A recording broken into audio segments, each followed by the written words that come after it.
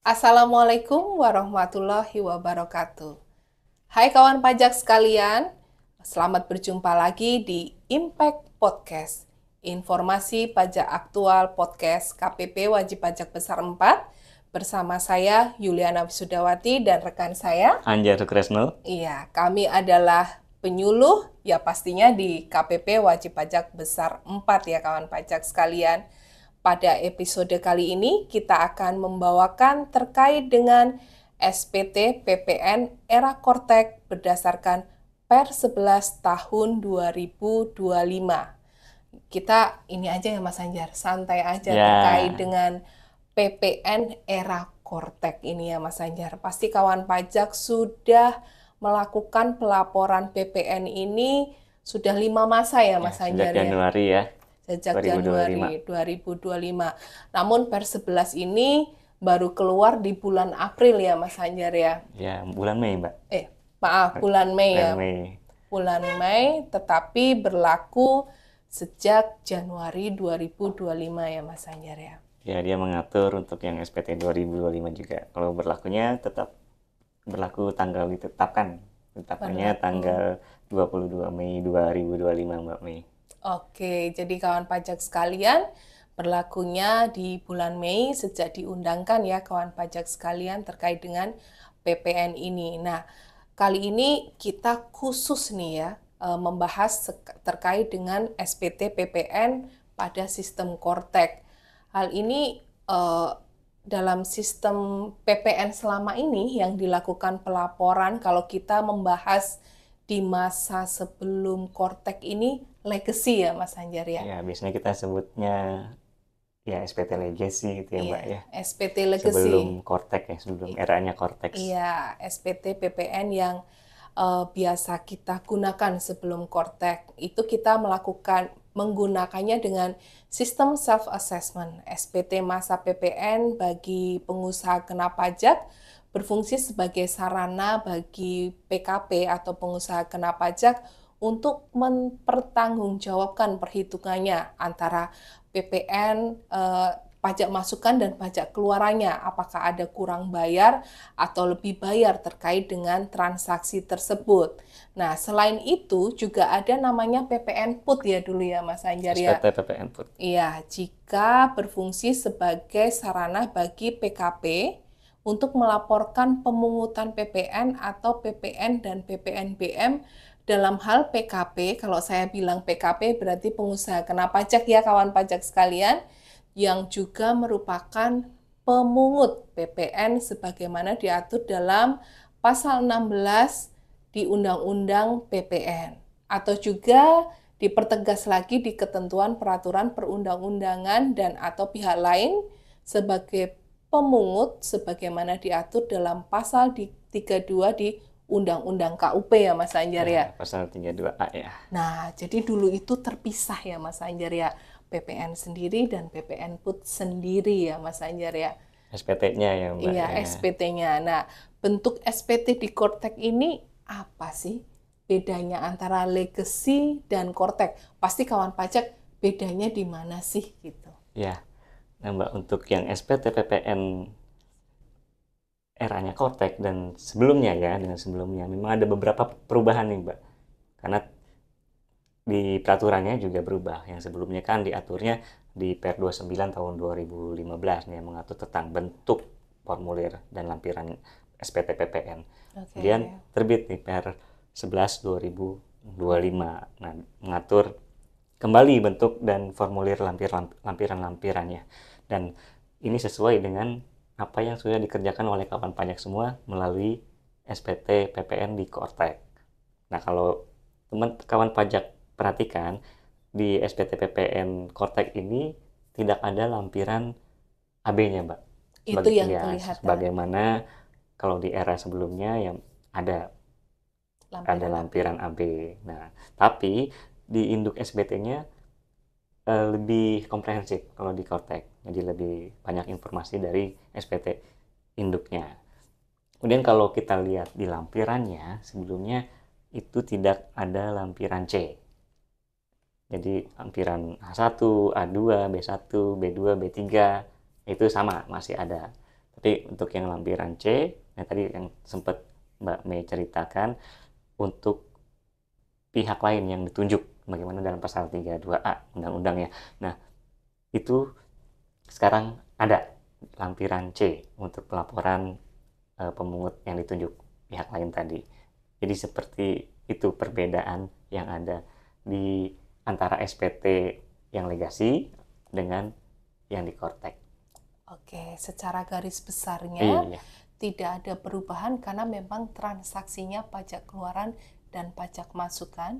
Jadi SPT tersebut tetap mencakup mana pajak masukan, pajak keluarannya, dan itu disajikan di induk yang lebih komprehensif ya Mas ya Anjar. secara konsep tidak ada perubahan konsep pemungutan sama penyetorannya ya nanti paling mekanismenya aja, tapi untuk metode pemungutannya masih sama. Oke. Caranya aja nih yang agak beda. Iya, pembukuannya dan penyajiannya ya Mas Iya. Anjar ya. Nah, bisa dijelaskan nih Mas Anjar terkait formulir SPT PPN ini agar kawan pajak yang baru belajar juga bisa paham. Tadi kan Mas Anjar udah spill nih bahwa formulir 1111 AB gak ada.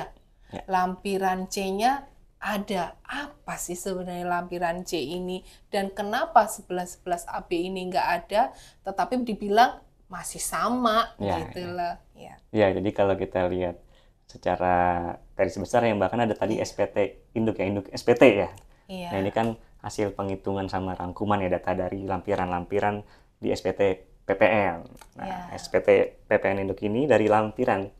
Nah, di Kortek lampiran-lampiran ada lampiran A1 dan selanjutnya itu asalnya kan dari yang kita input di Kortek. Ada pajak keluaran, ada pajak masukan, kemudian ada faktur pajak dokumen yang dipersamakan dengan faktur pajak. Iya. Nah, ini nanti ketika sudah di-upload atau diterbitkan masuk ke lampiran di SPT dan nanti masuk ke induk SPT-nya. Nah, tadi kalau untuk yang lebih detail lagi, kawan pajak yang mungkin baru PKP gitu yang banyak baru mau tahu ini apa sih ini kok lampirannya banyak sekali gitu ya. Tadi ada lampiran A1. Nah, A1 ini untuk melaporkan faktur pajak untuk yang ekspor, untuk kegiatan ekspor misalnya baik itu JKP jasa kena pajak ataupun BKP-nya barang kena pajak. Kemudian untuk yang lampiran A2 ini pajak keluaran juga terkait dengan PPN dan PPNBM untuk penyerahan dalam negerinya, Mbak. Masuk ke lampiran A2. Kemudian kalau ada juga yang lampiran B1 itu terkait pengkreditan pajak masukan. Lampiran B1 itu pajak masukan atas barang kena pajak impor atau JKP jasa kena pajak atau BKP tidak berwujud yang dimanfaatkan dari luar daerah pabean. Nah, ini dilaporkannya di lampiran B1. Ya, kemudian di lampiran B2 pajak masukan baik itu faktur pajak biasa maupun dokumen yang dipersamakan dengan faktur pajak. Nah, ini masuk ke lampiran B2 untuk yang penyerahan dalam negerinya. Begitu juga nanti ketika ada nota retur, nota pembatalan, ya bisa masuk sini juga. Begitu juga nanti tadi di A2-nya juga kalau ada retur, kemudian ada yang faktur pajak batal, ya pengaruhnya nanti ke baik di lampiran A2 atau kalau pajak masukan berarti di B2 untuk penyerahan dalam negeri ya Mbak ya.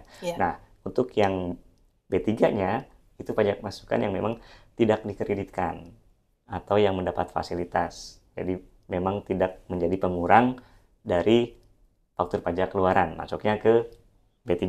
Misalnya kalau dapat pajak masukan tapi nggak berkaitan dengan usaha, nah ini kan nggak bisa dikreditkan, ya bisa silakan masuknya ke lampiran B3. Untuk juga administrasi ya untuk laporannya. Kemudian untuk yang lampiran C ini bagi pemungutan PPN yang merupakan pihak lain ya, tadi diatur di pasal 32 Undang-Undang KUP ya. Ini ada nih lampiran C sekarang. SPT-nya nggak terpisah. Ya nggak terpisah, tapi ya SPT-nya simple, hanya untuk lampiran C nanti masuk ke induk gitu aja untuk yang pihak lain.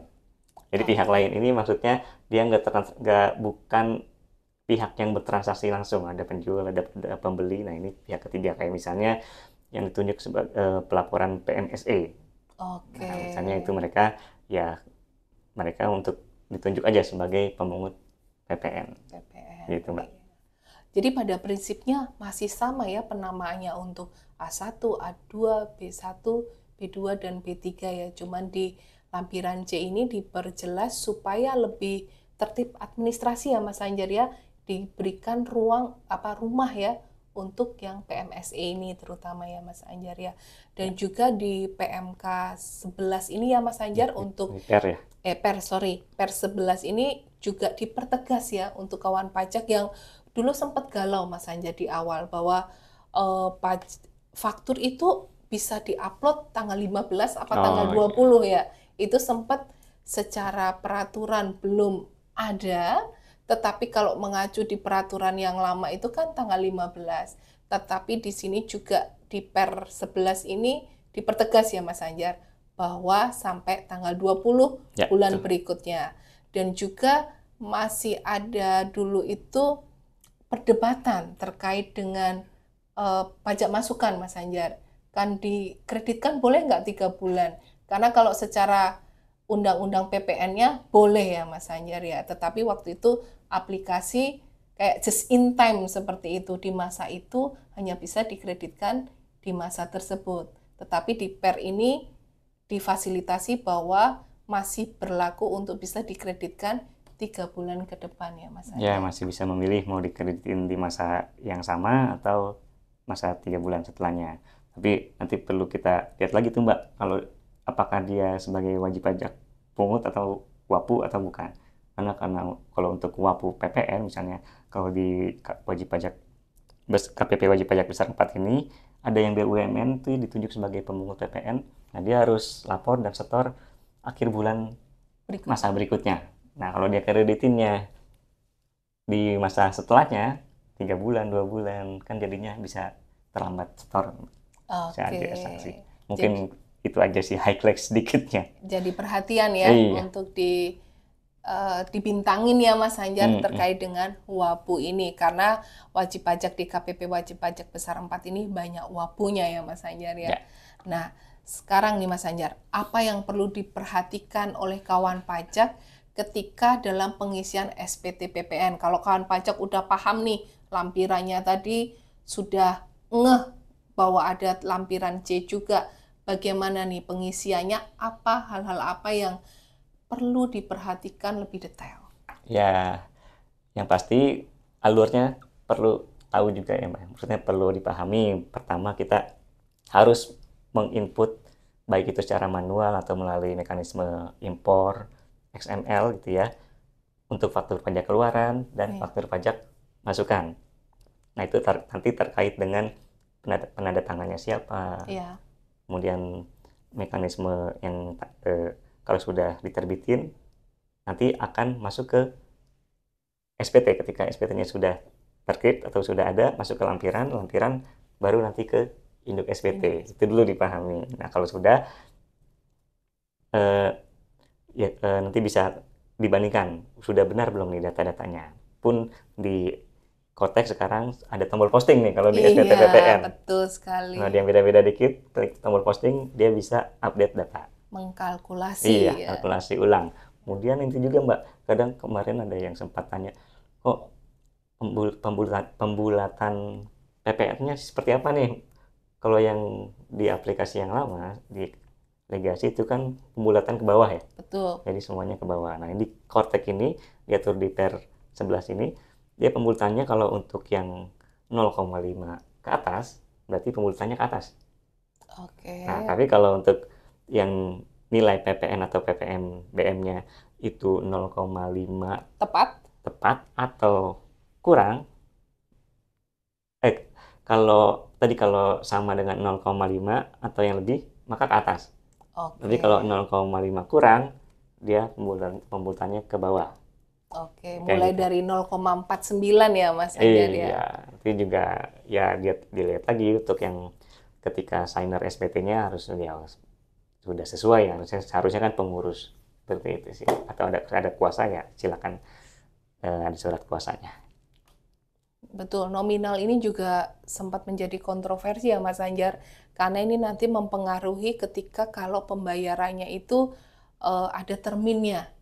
Iya, kadang nominalnya jadi bingung gitu ya Ya, Mas Anjar. beda-beda Rp1 Iya, bisa tapi kan kayak namanya juga comply ya Mas Anjar, ya, Rp1 itu juga menjadi apakah salah waktu meng-create faktur atau tidak gitu ya Mas Anjar ya. ya oke, ya bisa jadi sih Mbak.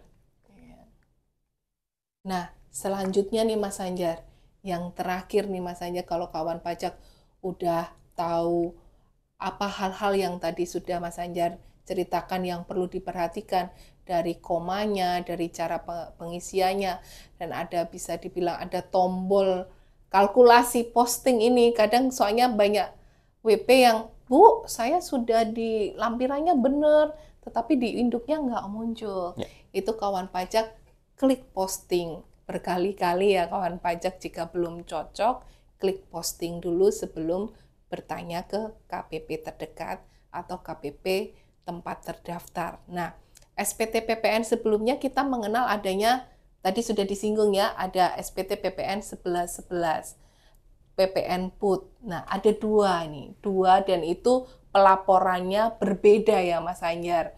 Nah, untuk di Kortek ini seperti apa? Karena tadi ada lampiran C-nya juga nih Mas Anjar. ya Mbak Mei. Jadi kalau untuk yang di era sebelum Kotek ya, yang legasi kita sebutnya Iya, tadi ya, kan kita mengenal adanya SPT masa PPN yang 1111 tadi ya. betul. Kemudian ada SPT PPN PUT yang Iya, 1107. Dan juga kalau ya untuk yang di menggunakan pedoman penghitungan pengkreditan pajak masukan ya PPN 1111 DM. Nah, iya, untuk di Kotek ini nanti cuma ya 3 aja sih Mbak. Yang pertama SPT masa PPN bagi PKP, itu yang secara oke. umum ya. Kemudian SPT masa PPN bagi PKP yang menggunakan pedoman penghitungan pengkreditan pajak masukan, dan SPT masa PPN bagi pemungut PPN dan pihak lain yang bukan merupakan PKP. Jadi Iya, itu aja. Kalau yang PPN bagi PKP ya memang yang standar nih, yang dia PKP ada pajak keluaran, pajak masukan, selisihnya selisihnya kurang bayar kurang atau bayar lebih bayar? atau lebih bayar. Kemudian untuk yang pedoman penghitungan pengkreditan pajak masukan, ya tentunya kan pajak masukannya ini dasarnya persentase, jadi nggak perlu ada detail dari faktur pajak masukannya. Kalau yang untuk yang eh, pihak lain, yang pasal 32A Undang-Undang KUP tadi malah lebih simpel lagi, karena dia cuma melaporkan aja PPN-nya tanpa perlu ada perhitungan faktur pajak keluaran, faktur pajak masukan. Ini makin simpel. Jadi Langsung intinya diinput. sih 3 itu aja sih. Oke. Ya, karena kan memang di Kortek ini bayar sama dengan lapor itu ya Mas Anjar. Ya, Mungkin betul. bisa dikasih clue sedikit nih terkait dengan gimana nanti pemecahannya terkait dengan kode jenis setoran. Karena kalau Ya, PPN seperti biasa nih Mas Anjar, PK dan PM kurang bayar ekornya ya mm-mm. kawan pajak kan 411, 211, 100. Sedangkan kalau PPN PUT dulu bayarnya ekornya itu 900 atau 910 Ya, gitu. Itu bagaimana Mas Anjar untuk kawan pajak supaya paham, tadi dibilangnya kan jadi satu pelaporan ya, jadi satu ledger gitu. ya, Nah, gimana bisa men-split terkait dengan pembayaran tersebut, karena kawan pajak ketika klik lapor sama dengan bayar karena billingnya langsung tercreate. ya betul Mbak. Jadi ketika ada faktur pajak dibuat, baik itu faktur pajak standar atau dokumen yang dipersamakan, misalnya Iya, oleh rekanan atau vendor ya, mereka akan memilih ini kode fakturnya apa nih? Apakah dia faktur pajak yang dipungut oleh pemungut PPN atau faktur pajak yang standar yang biasa gitu ya. Nah, ketika transaksinya dengan pemungut, misalnya dia dengan wajib pajak BUMN ya, ya, misalnya faktur pajak yang digunakan jadinya 03 nih. iya, 03, nah sudah terbit, si pemungut tadi dia lapor SPT PPN, dia pilih pajak di daftar pajak masukan, dia pilih kreditkan atau tidak kreditkan. Kalau kreditkan masuk ke B2, kalau tidak dikreditkan masuk ke B3. B3 Tapi ketika itu sudah dipilih dan sudah masuk ke lampiran SPT, kemudian nanti akan muncul di SPT induk. induk. Ya, Nah, ada di SPT Induk itu akan muncul nih yang faktur pajak yang dipungut itu nilainya berapa. Oke. Dan ini nanti induk akan ada di SPT Induk, jadi sama dengan yang status faktur pajak keluaran dikurang faktur pajak masukan. Jadi nanti ketika kredit lapor dan bayar, ada 2 billing yang terkredit. Yang 41121 100 buat yang PPN biasa, dan untuk yang PPN pemungut 41121 900. Jadi seperti itu. Jadi ketika lapor SPT, ya sudah lunas, berarti sudah pasti nanti dilunas. Dan rekanan atau vendor juga tahu nih, faktur saya udah disetor belum nih sama pemungut. Kalau statusnya sudah terlapor, berarti sudah disetor oleh si pemungutnya. Jadi bukan minta per transaksi lagi, NTPN-nya mana nih, saya transaksi NTPN-nya minta dong. Nggak perlu lagi seperti itu, karena store-nya sudah digunggung, udah satu kesatuan aja sih Mbak dengan SPT-nya. Jadi kawan pajak ini juga merupakan salah satu keunggulan ya dari SPT PPN via Kortek ini, bahwa induknya lebih komprehensif ya Mas Anjar, dan juga secara administrasi lebih simplifikasi karena dari pihak pemungut dan vendor itu sudah tidak bertransaksi dan ada kepastian hukum terkait dengan pembayaran faktur yang transaksi dengan antara vendor dan WAPU tadi ya, wajib pungut atau BUMN itu ya Mas Anjar ya. Ya betul Mbak. Iya, jadi kawan pajak sekalian mungkin karena belum familiar saja ya Mas Anjar, dan kita juga melakukan perbaikan secara terus-menerus ya. Ini Kortek ini kami dari KPP Wajib Pajak Besar 4 terutama terkhusus berterima kasih kepada kawan pajak terus aktif menginformasikan ya Mas Anjar kalau misalnya terjadi error ataupun terjadi kendala, sehingga kami juga bisa memberikan input atau masukan ke pusat terkait hal tersebut, sehingga kedepannya diberikan perbaikan dan bisa memberikan kenyamanan ketika melakukan pelaporan ya Mas Anjar ya. Ya betul. Iya, ada lagi Mas Anjar yang mau disampaikan? Ya mungkin cukup dulu kali ya Mbak ya, biar nggak terlalu pusing kemana-mana nih yang dengerin. Karena ini kita episodenya memang melakukan pengenalan ya, jadi kawan pajak ketika mau melakukan pelaporan PPN nggak takut duluan nih, aduh ribet amat gitu. Ya nanti kita lanjutin di episode selanjutnya Mbak, masih terkait dengan SPT PPN di Kortex. Iya, nantikan episode selanjutnya. Oke. Selanjutnya saya Yuliana Wisudawati. Saya Anjar Sukresno. Iya, kami cukupkan sekian terkait dengan PPN era Kortek berdasarkan Per 11 tahun 2025 di episode ini, dan nantikan selanjutnya Impact Podcast lain yang pasti bermanfaat untuk kita semua. Wassalamualaikum warahmatullahi wabarakatuh.